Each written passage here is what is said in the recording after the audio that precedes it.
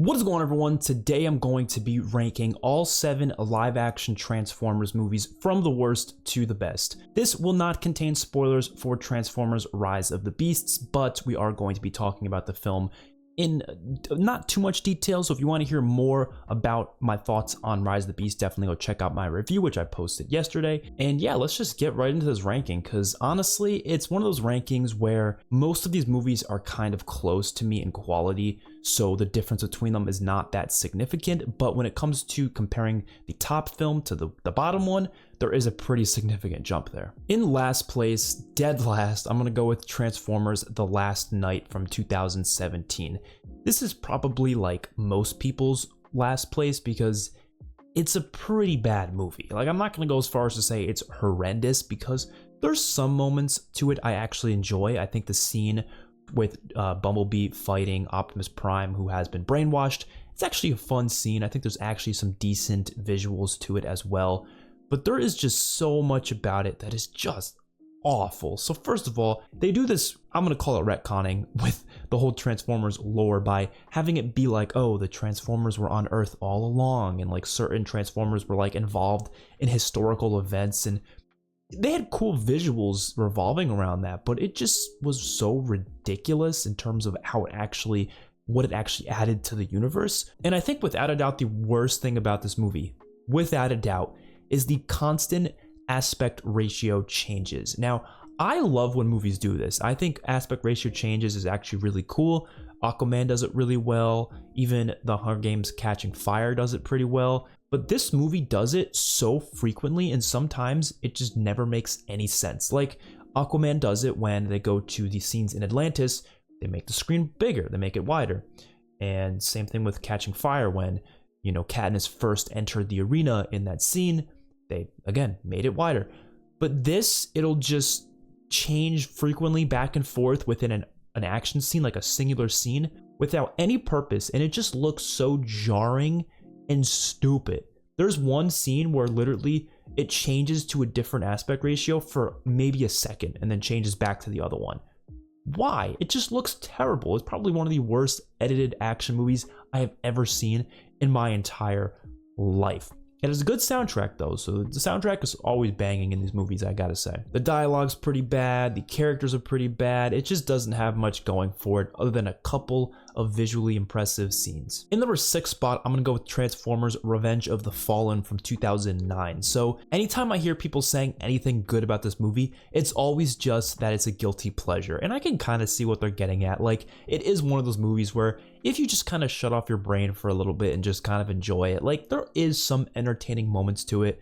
Like, Shia LaBeouf's character, Sam Witwicky, he has some funny moments in this movie, and a lot of the humor is like, it's mostly childish humor, like fart humor type stuff, but sometimes if you're in the mood, it does work for you, honestly.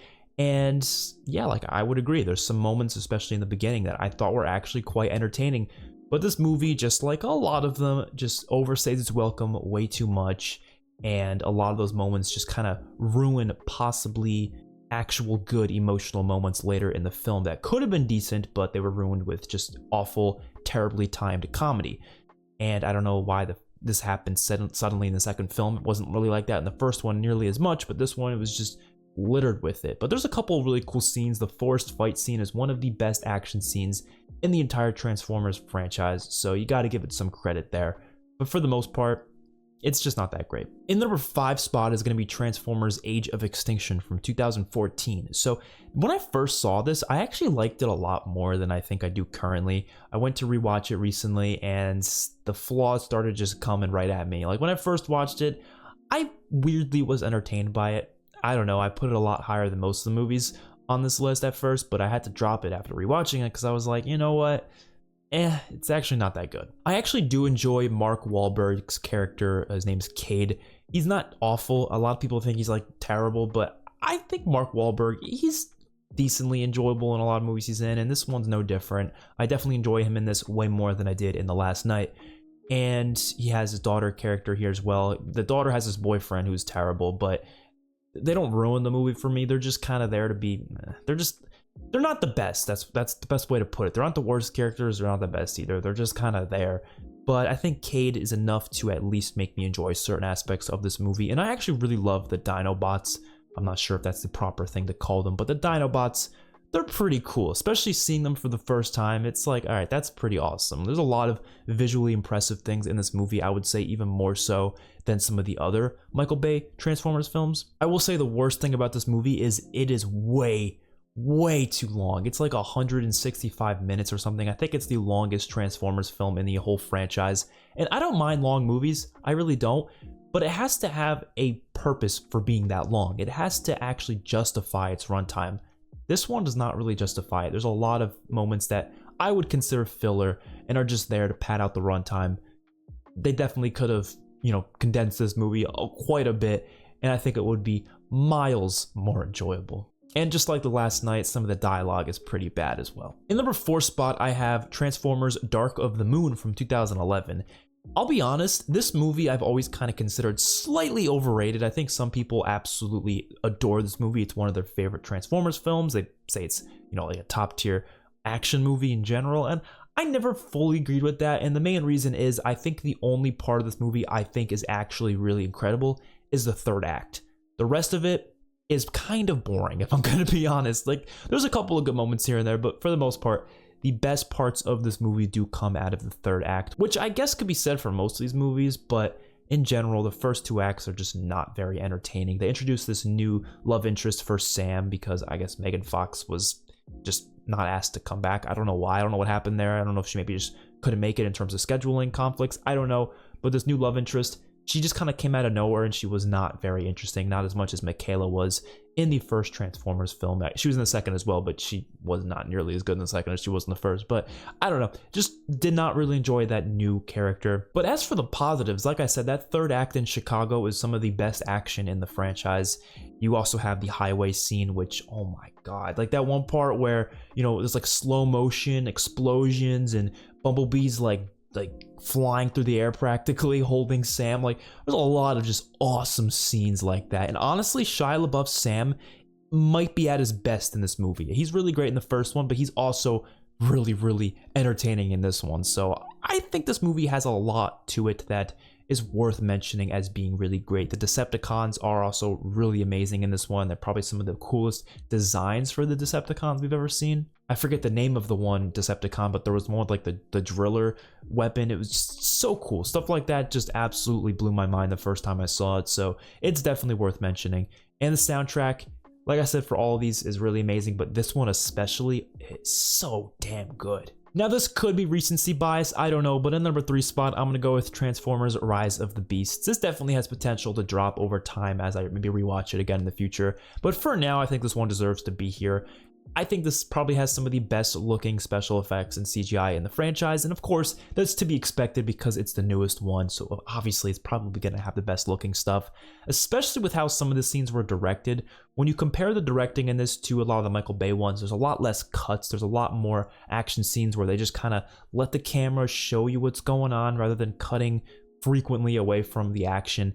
And I think it works very well. The human characters are not the greatest we've ever seen in this franchise, but they're also not bad either. They're not as bad as the ones from The Last Night, so that definitely helps, make the movie more enjoyable for me. But similarly to Dark of the Moon, I think the best part of this movie is the third act. That is where most of the amazing action sequences come from. So if you're, just watching the first 2 acts, you're probably not going to really absolutely love it, but once you get to that ending, it starts to pick itself up a little bit, and you end up really enjoying your time. At least I did. I watched it in IMAX in the theaters, and I thought it was actually a pretty decent time. It's just the story itself wasn't that interesting because it felt like the same exact story as all the other Transformers movies. They really got to do something different with these movies. Like, I'm talking completely different, which is what one of them did, but this one in general, it felt too familiar with the other ones. It almost felt like the story was the exact same. In number 2 spot, I have the original Transformers from 2007. So this one I just have to put here because it has the simpler story that I think just works better than a lot of these other Transformers movies.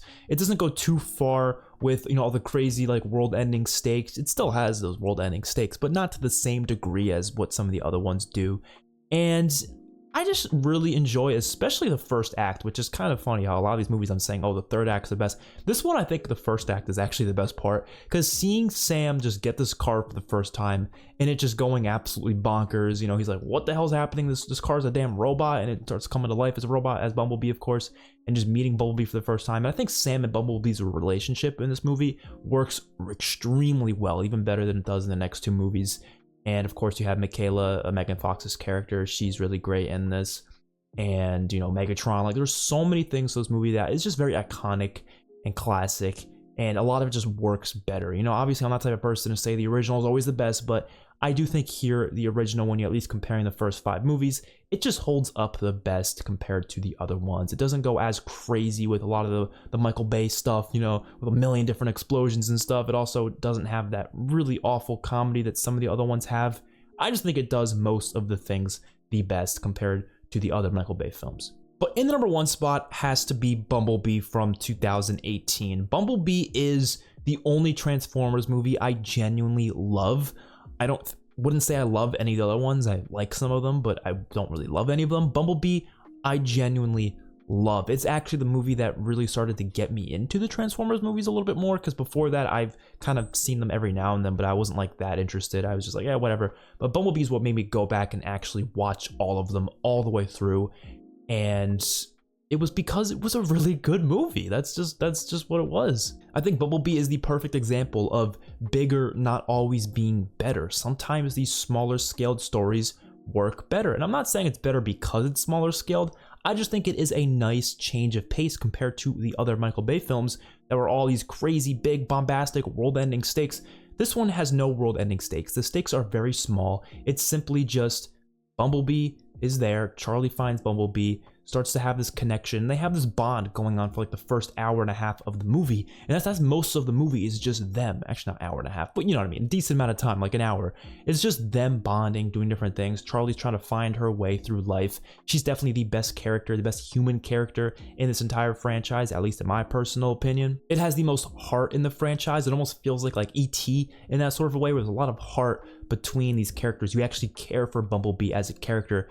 Whereas in the other movies, he's just kind of like an action figure. You know what I mean? A lot of the Transformers movies, they just feel like action figures. This one, Bumblebee does not feel like an action figure. He feels like a person. And that's why this movie works so well for me. And then when he gets taken later on, you genuinely feel the emotions. You feel bad for Bumblebee. You want him to succeed. I have trouble really wanting the other Autobots to succeed in the other movies. I don't care as much. I'm just like, okay, yeah, I hope they win, but like at the end of the day, I don't have this personal, emotional connection to them. This movie made you actually care for Bumblebee because it treats him like a person, or like an animal even. It treats him like a living thing, pretty much. You know, it treats him like a thing that actually has feelings and emotions, and that is why it works so well. John Cena as the antagonist is actually really great. John Cena is actually a really underrated actor in my opinion. I think he actually does a great job in this movie. The 80s setting with all the 80s music is obviously very wonderful to see. It's very different than the other movies in that way. And I also like that we had a new director finally, because obviously Michael Bay did all the other ones up until this one, and we finally had a new director with Travis Knight, and he did a great job. The action was actually really great. You could actually see what was going on a lot better than you could in some of the Michael Bay films. And it set up a really nice new reboot for the Transformers universe, and then led into Rise of the Beast, which, as much as I think the movie was decent, it definitely went to some of the problems I had with the Michael Bay movies again, but still, it's alright, because this movie set it up, and I'm glad it did, because it is a fantastic movie. So that is my ranking. Let me know your guys' lists down in the comments section below. What is your least favorite? What is your favorite of the Transformers movies? I will see you all in my next one. Peace out.